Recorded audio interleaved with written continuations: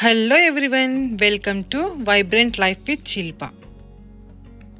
Life ఎంత మెకానికల్గా అయిపోతుంది అంటే ఇంకా లేవడం, కిచెన్లోకి వెళ్ళడం, వంట స్టార్ట్ చేయడం ఇదే అన్నమాట.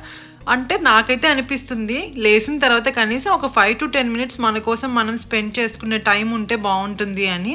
బట్ ఏం చేద్దాం, ఇక్కడైతే పిల్లలకి 6:45 నుంచి బస్సెస్ వస్తూ ఉంటాయి. సో లంచ్ బాక్స్, వాళ్ళకి బ్రేక్ఫాస్ట్ అన్నీ మనం రెడీ చేయాలి కదా. సో మనకైతే అస్సలు టైం ఉండదు. పాపం మన పరిస్థితి ఇలా ఉంటే పిల్లలకైతే ఇంకా కష్టం. పాపం నిద్ర ఉండదు సరిగా, లేచి రెడీ అయ్యి వెళ్ళడము, బ్రేక్ఫాస్ట్ తినడానికి కూడా అస్సలు టైం ఉండట్లేదు పిల్లలకి. అసలు చాలా ఫ్రస్ట్రేటింగ్గా అనిపిస్తుంది.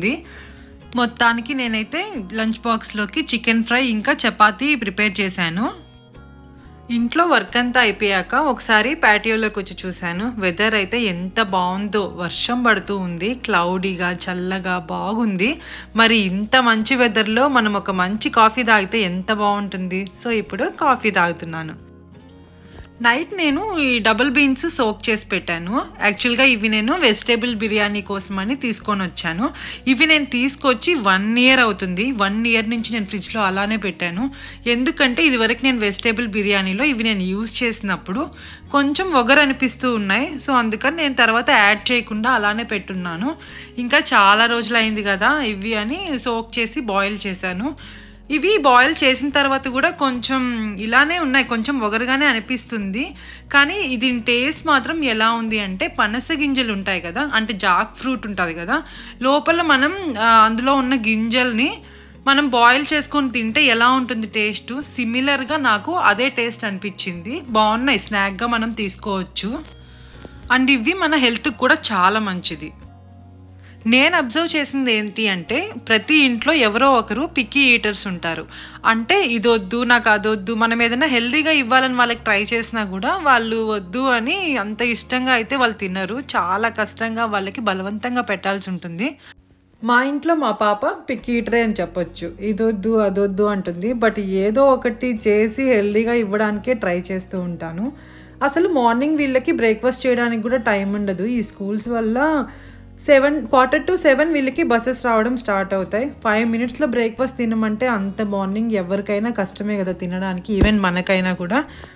ఇక్కడ నేను మా బాబు కోసం దోశనే కొంచెం పిజ్జా లాగా టచ్ ఇచ్చి చేస్తున్నాను. ఒక దోశ బ్యాటర్నే దోశలాగా ఇట్లా పోసుకొని దీంట్లో ఆనియన్స్, కొంచెం క్యాప్సికమ్, మార్నింగ్ నేను స్నాక్స్ కోసం స్వీట్ కార్న్ బాయిల్ చేశాను, అది కూడా యాడ్ చేశాను. అండ్ రెడ్ చిల్లీ ఫ్లేక్స్ ఉంటాయి కదా, అవి లైట్గా వేసాను. మళ్ళీ స్పైసీగా ఉంటే చిన్నపిల్లలు తినలేరు కదా. ఇప్పుడు ఆయిల్ కానీ గీ కానీ ఏదో ఒకటి యాడ్ చేసుకోండి. కొంచెం దోశ కాలిన తర్వాత ఒకసారి టర్న్ చేసుకోండి. ఒక 2-3 minutes ఇటువైపు కూడా కొంచెం రోస్ట్ చేసుకొని ఇప్పుడు మనం మళ్ళీ టర్న్ చేసుకోవాలి. ఇప్పుడు ఒకవేళ మీ దగ్గర చీజ్ కనుక అవైలబిలిటీలో ఉంటే యాడ్ చేసుకోండి. నా దగ్గర చీజ్ స్లైసెస్ ఉన్నాయి. ఇలా బ్రేక్ చేసి ఇలా చీజ్ కూడా వేస్తున్నాను. అండ్ ఇందులోనే ఇప్పుడు నేను అరిగానో కూడా వేస్తున్నాను. ఈ అరిగానో వేస్తే ఏంటంటే కొంచెం మనకి ఆ పిజ్జా ఫ్లేవర్ అనేది మనకి బాగా తెలుస్తుంది. జస్ట్ కొంచెం సేపు అలా ఉండిచ్చి మనం తీసేస్తే సరిపోతుంది.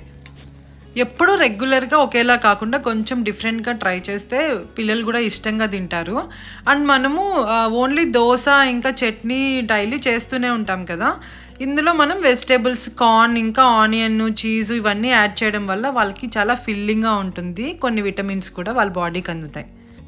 మా బాబు అయితే చాలా ఇష్టంగా తిన్నాడు. యాక్చువల్గా నేను కూడా ట్రై చేశాను. టేస్ట్ అయితే చాలా ఎమ్మీగా ఉంది. పిల్లలే కాదు పెద్దవాళ్ళైనా కూడా ఒకసారి ఇలా ట్రై చేయొచ్చు. ఫిల్లింగ్గా ఉంటుంది, కొంచెం డిఫరెంట్గా కూడా ఉంటుంది. ఎలాగో మనం ఊతప్పం ట్రై చేస్తుంటాం కదా, అలానే ఇది కూడా కొంచెం చీజ్ యాడ్ చేసుకొని ఇలా ట్రై చేయండి. నేను మార్నింగ్ ఏదైనా డ్రింక్ తాగుదాము అని సెలరీ జ్యూస్ ప్రిపేర్ చేస్తున్నాను. ఇది చాలా మంచిది మన హెల్త్కి. యాంటీ ఇన్ఫ్లమేటరీ ప్రాపర్టీస్ ఇందులో చాలా ఉంటాయంటారు. ఈ మధ్య మనం వింటున్నాం కదా యాంటీ ఇన్ఫ్లమేటరీ డయట్ అని. నేను పర్సనల్గా అబ్జర్వ్ చేసింది ఏంటి అంటే, మనకు ఈ జ్యూస్ వల్ల స్కిన్ హెల్త్ అనేది బాగా ఇంప్రూవ్మెంట్ ఉంటుంది. అంటే మనకు క్లియర్గా అనిపిస్తుంది స్కిన్ అయితే. బట్ కన్సిస్టెన్సీ మాత్రం చాలా ఇంపార్టెంట్. నేను జస్ట్ 1 week యూజ్ చేశాను, అప్పుడు నాకు కొంచెం చేంజ్ అయితే కనిపించింది. బట్ నేను ఏది కన్సిస్టెంట్గా అయితే యూజ్ చేయలేను. కొంచెం సెలరీని తీసుకొని పీసెస్గా కట్ చేసుకోవాలి. ఇందులో ఉన్న లీవ్స్ అనేది మనం పడేయాల్సిన అవసరం లేదు. ఇవి చూడడానికి కొత్తిమీర లీవ్స్లా ఉంటాయి. ఇవి కూడా మనం జ్యూస్లో యాడ్ చేసుకోవచ్చు. ఈ జ్యూస్లో మనం జింజర్ కానీ లెమన్ కానీ ఇంకా వేరే ఏదైనా వెజిటేబుల్స్ కానీ యాడ్ చేసి అలా తాగడం కంటే కూడా ఇలా ప్లెయిన్గా ఇలా జ్యూస్ చేసుకొని తాగడం వల్ల ఎక్కువ బెనిఫిట్స్ ఉంటాయి అని అంటారు. అండ్ ఇది మనకి టేస్ట్ కూడా కొంచెం సాల్టీగా అనిపిస్తుంది. సో మనం హనీ కానీ ఎక్స్ట్రాగా ఏది యాడ్ చేసుకోవాల్సిన అవసరం లేదు, ఇలానే ఈజీగా తాగేయచ్చు. దీనివల్ల మనకి డే అంతా హైడ్రేటెడ్గా అనిపిస్తుంది. సెలరీ దొరకని వాళ్ళు కుకుంబర్ కానీ అలాంటివి కూడా ఏదో ఒకటి వెజిటేబుల్ జ్యూస్ తీసుకోవడం వల్ల మనకి చాలా హెల్త్ బెనిఫిట్స్ అనేటివి ఉంటాయి. నేను బాబు ఇద్దరం లంచ్ అయిపోయిన తర్వాత ఒకటి వెబ్ సిరీస్ చూస్తున్నాను, శివార్పల్లి అని. బాగుందండి వెబ్ సిరీస్. చాలా క్లాస్గా డీసెంట్గా ఫీల్ గుడ్ లాగా అనిపిస్తుంది. కొంచెం స్లోగా అనిపించిన సిరీస్ మాత్రం బాగుంది. ఇప్పుడు టైం 3:30 అవుతుంది. మా పాప వచ్చే టైం అయింది అని ప్యాటియోలో నుంచి చూస్తూ ఉన్నాను.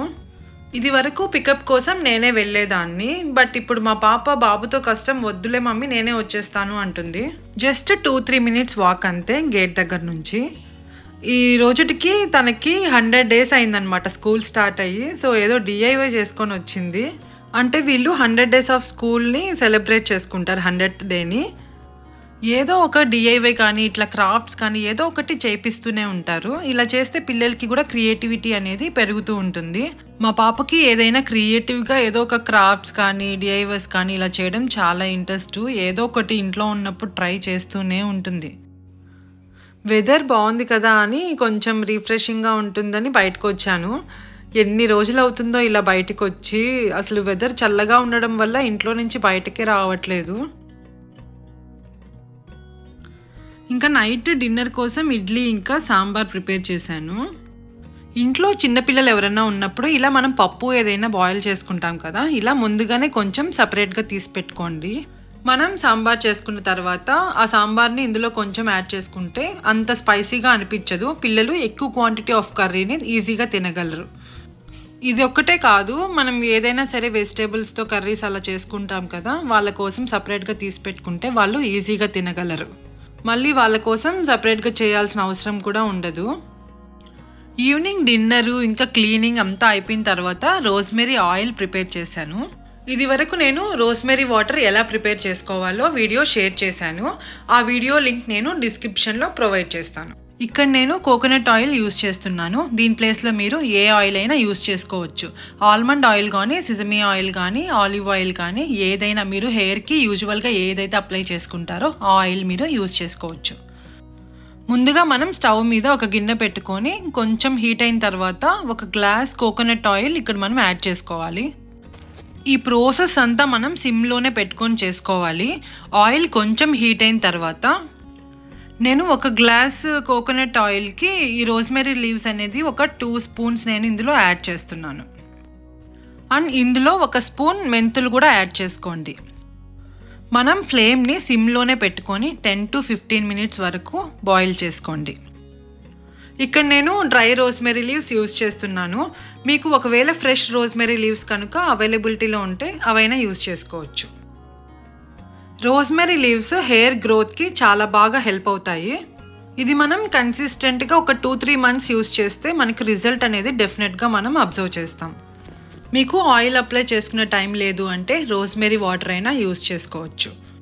బట్ మనము రోజ్మెరీ వాటర్ యూస్ చేయాలనుకున్నప్పుడు 1 వీక్ మాత్రమే స్టోర్ చేసుకోవాలి. అది కూడా మనం ఫ్రిడ్జ్లోనే స్టోర్ చేసి పెట్టుకోవాలి. రోజ్మెరీ ఆయిల్ అయితే ఎన్ని రోజులైనా ఫ్రెష్గానే ఉంటుంది, ఏ స్మెల్ కూడా రాదు. మీకు ఇంకా త్వరగా రిజల్ట్ కనిపించాలి అని అంటే రోజ్మెరీ ఆయిల్నే హెయిర్కి అప్లై చేసుకొని 1 అవర్ కానీ 2 అవర్స్ కానీ మీకు ఎలా కుదిరితే అంతసేపు అలాగే హెయిర్కి ఉంచుకొని హెడ్ బాత్ చేసిన తర్వాత కండిషనర్గా రోజ్మెరీ వాటర్ని అప్లై చేసుకోవచ్చు. నేను 15 మినిట్స్ వరకు సిమ్లోనే బాయిల్ చేశాను. ఇప్పుడు మనకి కొంచెం కలర్ చేంజ్ అయినట్టు కనిపిస్తుంది కదా, ఇప్పుడు మనం తీసి పక్కన పెట్టుకోవాలి. ఇది మనం పూర్తిగా చల్లారే వరకు వెయిట్ చేయాలి.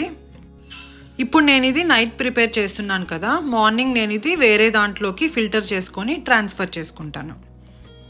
మార్నింగ్ నేను చూస్తే రోజ్మెరీ ఆయిల్ అనేది ఇలా ఉంది. సో కలర్ కూడా మనకి చేంజ్ అయింది. ఇప్పుడు ఇది మనం ఫిల్టర్ చేసుకొని మనం ఏదైనా ఒక స్ప్రే బాటిల్ కానీ అలాంటి దాంట్లోకి మనం ట్రాన్స్ఫర్ చేసుకోవచ్చు. ఇక్కడ నేను ఈ ఆయిల్ని ఇలాంటి స్ప్రే బాటిల్లోకి ట్రాన్స్ఫర్ చేసుకుంటున్నాను. మనం యూస్ చేసుకోవడానికి ఈజీగా ఉంటుంది.